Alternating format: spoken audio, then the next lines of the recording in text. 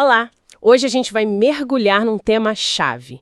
Quem, afinal, está na mira do Tribunal de Contas da União? Muita gente pensa logo em ministros, presidentes de estatais, mas será que é só isso? Olha, a resposta talvez surpreenda. Vamos explorar juntos até onde vai esse poder de fiscalização do TCU, com base nos artigos 4º e 5º da Lei Orgânica do Tribunal. A ideia é entender quem pode ser chamado a prestar contas, desde, uma grande estatal até uma pequena ONG. Exatamente. E, para começar, acho que o ponto central é o artigo 4º, né? Ele traz um conceito fundamental: a jurisdição própria e privativa do TCU. Própria e privativa. O que isso quer dizer na prática? Bom, significa basicamente duas coisas. Primeiro, que nas matérias da sua competência, a decisão do TCU é exclusiva. Nenhum outro órgão, nem o judiciário, pode substituir o julgamento de mérito do TCU sobre contas, por exemplo. É dele a palavra final. E segundo, essa jurisdição vale em todo o território nacional. Onde tiver recurso federal sendo usado, a competência do TCU alcança. Não importa se é lá no Oiapoque ou no Chuí. Entendi, quer dizer, é uma competência exclusiva e com alcance geográfico total dentro do Brasil. Mas aí vem a pergunta, né? Quem são as pessoas, as entidades que são sujeitas a essa jurisdição? O artigo 5º detalha isso, certo? Isso, o artigo 5º é que abre o leque. E ele é bem amplo, viu? Imagino. Começa por quem? Os gestores públicos federais, imagino. Sim, claro. O inciso 1 começa com o óbvio, digamos assim. Os administradores e responsáveis por órgãos e entidades da administração federal direta e indireta. Isso inclui autarquias, fundações, empresas públicas, sociedades de economia mista. O pessoal que está ali no dia a dia da máquina pública federal. Exato. Mas o mesmo inciso 1 já vai além. Ele diz que qualquer pessoa física ou jurídica, pública ou privada, que use, guarde, gerencie ou administre dinheiros, bens e valores públicos federais também está sob a jurisdição do TCU. Ah, então aí entram aquelas entidades parceiras, tipo ONGs, OCIPs. Justamente. Organizações sociais, OCIPs, ONGs, qualquer entidade privada que receba dinheiro federal via convênios, termos de fomento, termos de parceria, contratos de gestão.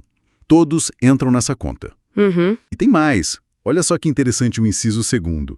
Ele responsabiliza quem der causa à perda, extravio ou outra irregularidade que resulte em dano ao erário. Peraí, quem der causa, isso significa que não precisa ser o gestor principal? Exatamente. Não precisa ser o ordenador de despesas formal. Se alguém, por ação ou omissão, causar um prejuízo aos cofres públicos federais, essa pessoa pode ser chamada a responder perante o TCU. Nossa, isso amplia bastante o escopo. Poderia dar um exemplo prático disso? Claro. Pensa, num fiscal de contrato de uma obra federal. Se ele atesta uma medição errada de propósito ou por uma negligência muito grave, e isso gera um pagamento indevido, mesmo ele não sendo quem assina o cheque, digamos assim, ele deu causa ao prejuízo. Ele pode ser responsabilizado. Entendi. A responsabilidade vai atrás de quem efetivamente causou o dano. Faz sentido. Que mais o artigo 5º alcança? Bom, tem os dirigentes de empresas que sofreram intervenção federal ou foram encampadas pela União. Isso está no inciso 3. E também no inciso 4, os responsáveis por empresas supranacionais em que a União tem a participação majoritária no capital. O caso clássico é Itaipu Binacional. Itaipu. Certo.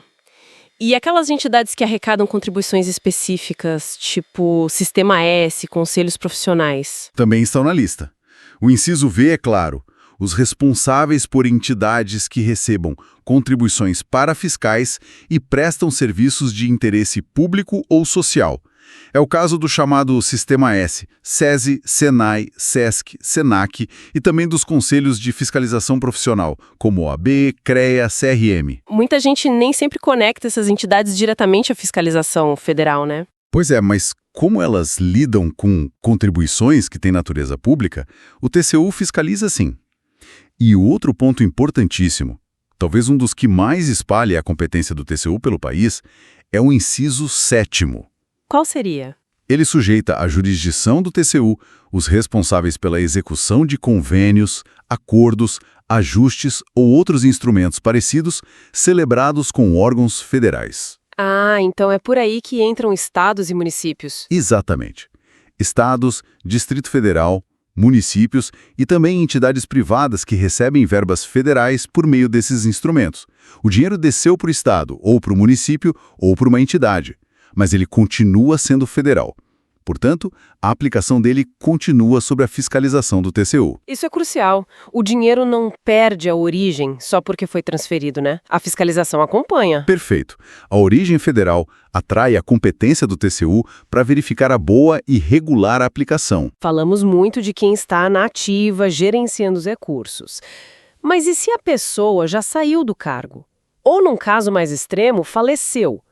A responsabilidade simplesmente some? Olha, não necessariamente. O inciso 8 trata disso.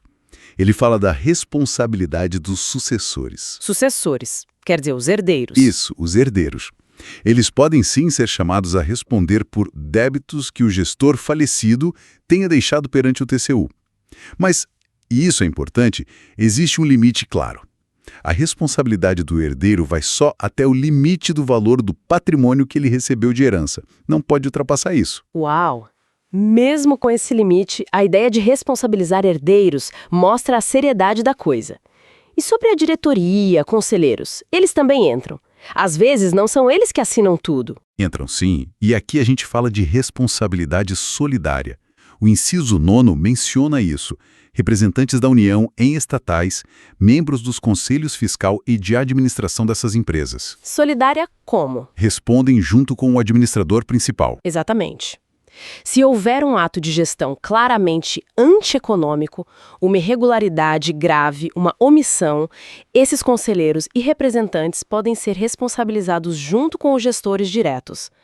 A ideia é que a vigilância, o dever de cuidado, é de todos que ocupam essas posições. Ninguém pode alegar que não era comigo. Entendi.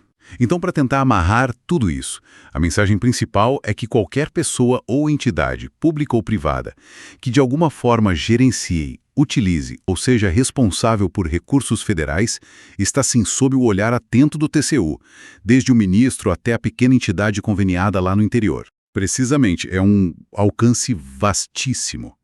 E é importante pensar que essa amplitude toda não serve só para punir depois que o erro acontece, né? Ela tem um efeito preventivo muito forte.